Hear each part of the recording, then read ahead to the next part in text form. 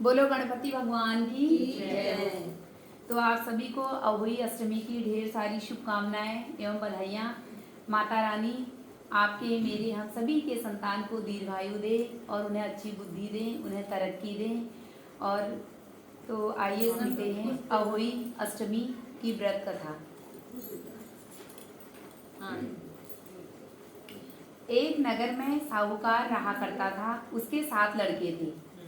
एक दिन उसकी स्त्री खदाने में मिट्टी खोदने के लिए गई और ज्यों ही उसने वहां जाकर कुदाली मारी त्यों ही सेही के बच्चे कुदाल की चोट से सदा के लिए सो गए। इसके बाद उसने कुदाल को स्यायु के खून से सना देखा तो उसे सेह के बच्चे मर जाने का बड़ा ही दुख हुआ, परंतु वह विवश थी क्योंकि वह काम उसने अनजाने में किया था, यानी उससे वो काम अनजाने में हो गया था। इसके बाद वह बिना मिट्टी लिए हुए खेत करती हुई अपने घर आ गई। उधर जब सेई अपनी घुरकाल में आई तो उसने अपने बच्चे को मरा हुआ देखा, जिससे देखकर वह नाना प्रकार से विलाप करने लगी और ईश्वर से प्रार्थना करने लगी कि जिसने मेरे पति को मारा है उसे भी इसी प्रकार का कष्ट होना चाहिए। तत्पश्चात से के श्राप से सेठानी के 7 लड़के एक ही साल के अंदर समाप्त हो गए, अर्थात वह मर गए।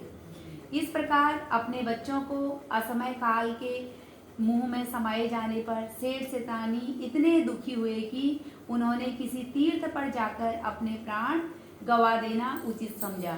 इसके बाद वे घर छोड़कर पैदल ही किसी तीर्थ की ओर चल दिए और खाने की ओर कोई ध्यान न देकर जब तक उनमें कुछ भी शक्ति और साहस रहा तब तक वह चलते ही रहे और वे पूर्णतः अशक्त हो गए तो अंत में मूर्छित होकर गिर पड़े।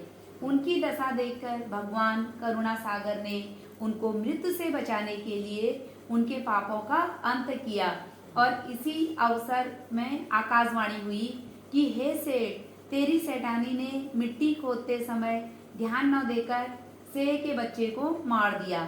इसके कारण तुम्हें अपने बच्चे को दुख देखना पड़ा।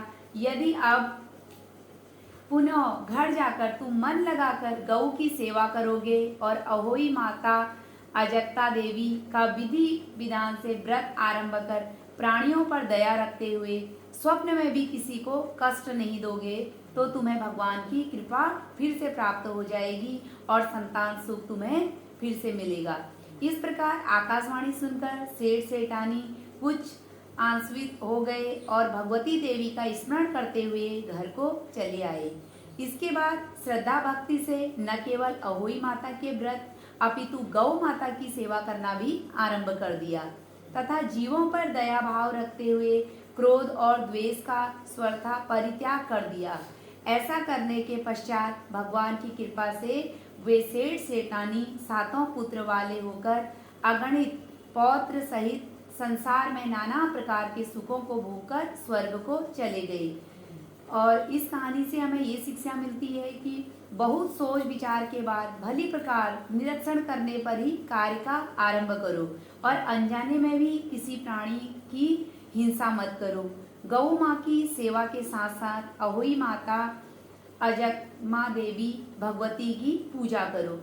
ऐसा करने पर अवश्य संतान के सुख के साथ साथ संपत्ति सुख भी प्राप्त होगा। बोलो अहोई माता की जय हो।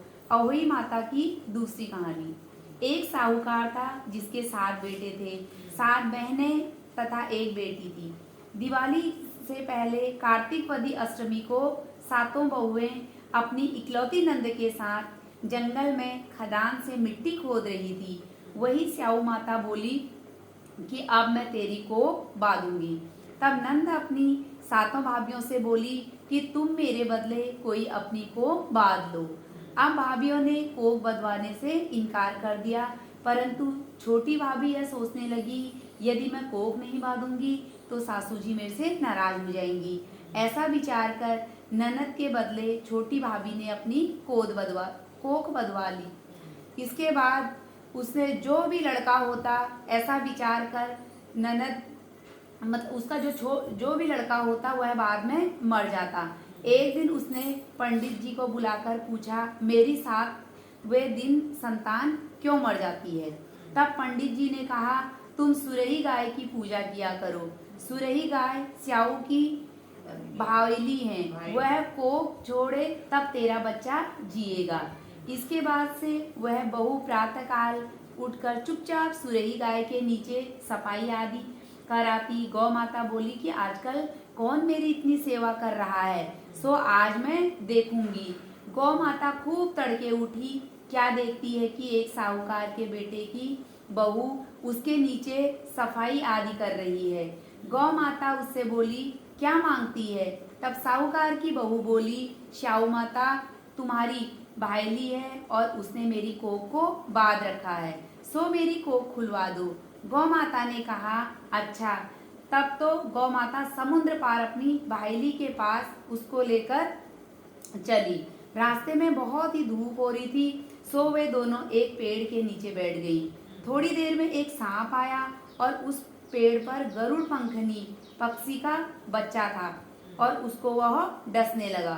तब साहूकार की बहू ने सांप मारकर ढाल के नीचे दबा दिया और बच्चे को बचा लिया। थोड़ी देर में गरुड़ पंखनी आई तो वहां खून पड़ा देखकर साहूकार की बहू को चोंच मारने लगी। तब साहूकारनी बोली कि मैंने तेरे बच्चे को नहीं मारा, बल्कि सांप तेरे बच्चे को डसने आया था, मैंने तो उससे तेरे बच्चे की रक्षा की है।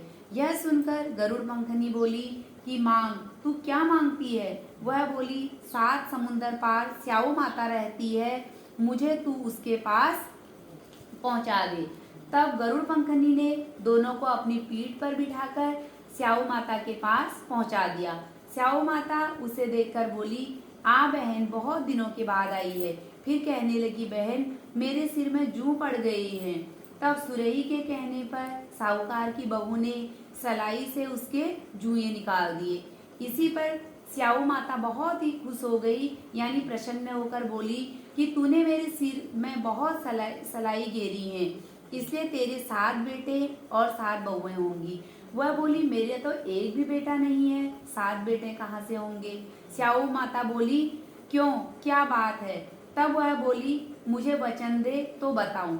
स्याऊ माता बोली, वचन दिया है, वचन से फिरूंगी तो धोबी के कुंड पर कंकड़ी हो।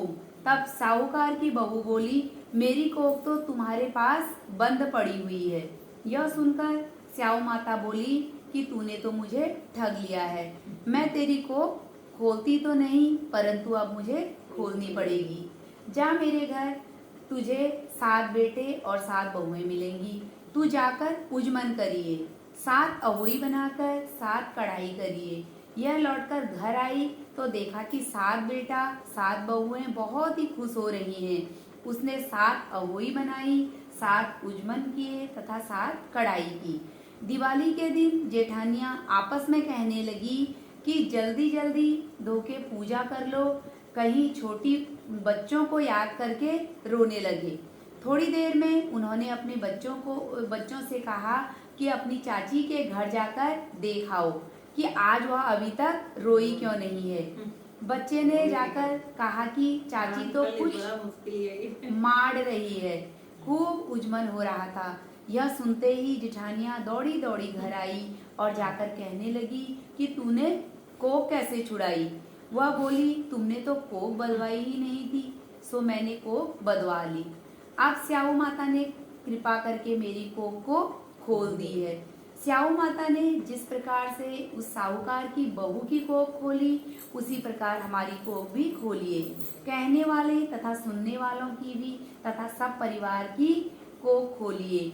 बोलो स्याऊ माता की जय हो, बोलो अहोई माता की जय हो, बोलो गणपति भगवान की जय हो।